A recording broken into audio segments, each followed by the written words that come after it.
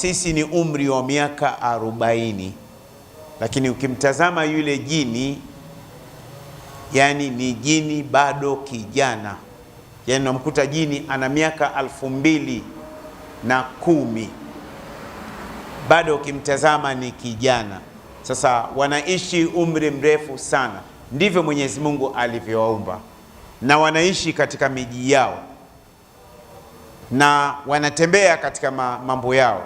Katika moja ya visa ambavyo nimesimuliwa na mwanafunzi wangu mtu mzima katika darasa langu nyumbani, hivi sasa tulisimama darasa lile tangu wakati wa Rajab, hatukusoma tena mpaka leo, sijafungua darasa, lakini nadhani inshallah khilala hadhihi alayam yumkin naftahu alhalaqa, siku ya machache huenda tutaanza darsa. Siku moja tulikuwa tunasoma kisa hiki. Katika kusoma hichi kisa, mmoja katika wanafunzi wangu ni mtu mzima, yani kwa hapa msikitini simuoni, hapa msikitini simuoni, lakini huwa anakuja kwenye darasa langu. Simtaji jina, mwenyewe atakapoiona hii video atajijua ni yeye na wanafunzi wangu darasani katika mahadi yangu naita madrasa au mahad Imam Qurtubi rahimahullah. Ana mtoto wa ami yake ni mvuvi. Yule mtoto wa ami yake walikwenda kwenye mambo ya uvuvi pwani. Walipofika kule pwani wamevua, baada ya kuvua wamerudi, basi akatokea mtu mmoja akaambia, naomba mimi na mzigo wangu mnipelekee nyumbani, lakini ni pwani. Akaambia sawa, wakakubaliana pesa. Akaambia pesa hapa sina, nitakwenda kuwapa nyumbani pale pale pwani, ni karibu. Sawa, akaingia kwenye chombo. Hii amenisimulia mwanafunzi wangu, sasa kumtaja jina. Alipoingia wamekwenda, walipofika katikati ya bahari, yule bwana akaambia, mimi nimeshafika nyumbani, nataka nishushe mzigo. Naona shughuli hiyo katikati ya bahari, kama vile pale Msasani pale, mtu anakuambia bwana, mimi niache hapa, nishafika nyumbani. Si unaweza ukakimbia? Utakimbia? Akaambia bwana, mimi nimefika. Akaambia mbona kuna maji? Akaambia shusheni mzigo wangu hapa. Bwana, tutashushaje mzigo kwenye maji? Ambia shusheni mzigo hapa. Bwana, hapa. Akaambia mimi ndio mwenyeji wa hapa. Ukashushwa ule mzigo. Baada ya kushusha ule mzigo, akaambia bwana, samahani, sijakupa hela yako, twende nyumbani ukachukue. Sasa wakawa wanaulizana nani aende,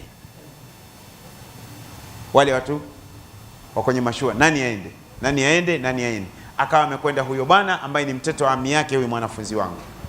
Akaenda, walipofika kule amekwenda kukuta mijengo ya ajabu, majumba ya kifahari na barabara, watu wapo mitaani. Alipofika akaambia nisubiri kwanza. Sasa wakati akaambia nisubiri, kaa hapo nje.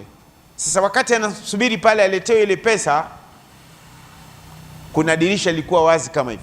Akamuona binti mmoja mzuri sana, nywele ndefu zimekuja mpaka chini, anachana nywele. Sasa yule binti alipomuona kwamba huyu ananiangalia, akafunga kioo cha tinted, hakumuona tena. Kidogo akatoka yule bana, akamwambia ngoja nikupeleke, mimi ndio mwenyeji wako. Akampeleka mpaka kwenye mashua. Wanamuona jamaa anatoka hajaloa kwenye maji, wakaondoka. Tumeelewana jamani? Hiyo imetokea. Kisa kingine nimesimuliwa na mwanafunzi wangu, yeye ni mdogo, pale Haramain. Kanisimulia kisa kilitokea maeneo ya Dar es Salaam, katika moja ya misikiti hapo Kariakoo. Kuna mtu ilikuwa kila Alhamis, ima Alhamis au Ijumaa, anakuja kuchukua mzigo wa milioni 1 mpaka milioni 2. Yule bana akifika anambia bana nikusanyie mzigo, anakusanya mzigo, alafu anamwachia habari, wiki ijayo anakuja kuchukua tena. Basi yule bana akabadilika, ile pesa ikawa imeshaingia nyingi, maana ana uhakika kila Alhamis kuna milioni 2 cash. Haya, mwisho yule bana akamwambia, huyu bana kila siku anakuja kuchukua mzigo wa milioni 2, huyu ni nani? Yeye hakumuuliza wewe unatoka wapi. Yeye akishakusanya mzigo wake anaita guta, maguta ya Kariakoo, anampelekea mpaka pale feri. Akifika feri anaambia ondoka zako. Yeye mwenyewe anajua namna ya kuingiza kwenye chombo na kwenda nyumbani kwake kwa ajili ya kuendelea na biashara. Si mnanielewa? Basi yule bwana akawa ameanza, huyu ni nani? Ndio maana wanasema ukiyaona mambo usiingilie mambo ya watu. Ikabidi yule bana alipoondoka na guta, kumbe yule bana anamfuata nyuma naye na bodaboda. Alipofika pwani akamwona mzigo umeshushwa na akamwona ule mzigo unaingizwa baharini wote, na yule bana kuingia baharini akaondoka, mzigo umeondoka wote. Akarudi. Aliporudi yule bana wiki ya pili kama kawaida yake akarudi, akamwambia bana nikusanyie mzigo. Akamkusanyia mzigo. Baada ya kumkusanyia anataka kuondoka, akaambia mbona wiki sio kawaida yako, wiki iliyopita umenifuatilia? Usifuatilie mambo ya watu, haya kuhusu.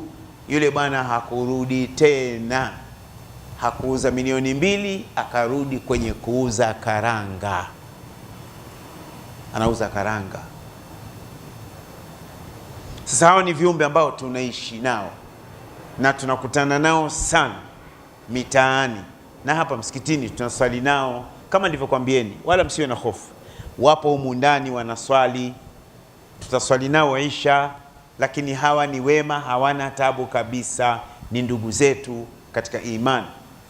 Ndio maana Allah akasema katika Qur'an, wama khalaqtul jinna wal insa illa liya'budun, sikuwaumba majini na wanadamu ili wao wafanye watakao, isipokuwa ni kuniabudu mimi. Kwa hiyo majini wanamuabudu Allah na sisi Waislamu hatuwaabudu majini. Tumeelewana vizuri? Kwa hiyo na ndio maana katika Qur'ani kuna sura inaitwa Suratul Jinni inayoelezea kisa cha hawa majini ambao wao waliona ni nini, lakini Mungu akaja akamfichulia mtume, ya Rasulullah, hawa majini kuna 1, 2, 3, inna sami'na Qur'anan ajaba, tumesikia Qur'ani kitabu cha ajabu. Lakini hii Qur'an yahdi ila rushdi, inamuongoza mtu kwenye njia sahihi. Fa amanna bihi, na sisi tumemwamini mtume Muhammad sallallahu alaihi wasallam na tumeiamini Qur'an. Wala nushrika birabbina ahada, na hatutumshirikisha Mola wetu na chochote. Hao ni majini. Tunao kwenye masokoni, tunao barabarani, tunao kwenye madampo haya, sehemu za kuchinjia machinjioni, wapo wengi. Na wale wanaoishi katika sehemu ya machinjio ambapo kuna majini, wao ni sehemu ya machinjio, wale ni wakorofi kweli kweli, kama mwana wale. Ukipigwa kabali na wale umekwisha. Alafu kuna hao walioko chooni, ni majini. Kule chooni kuna majini wanaitwa khubth wal khaba'ith, kuna majini wa kike na wa kiume.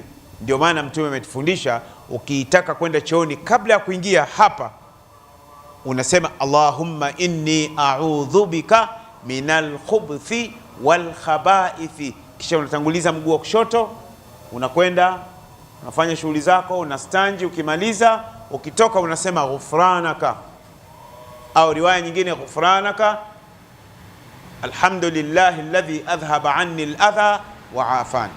Bas, mnakuwa umemaliza.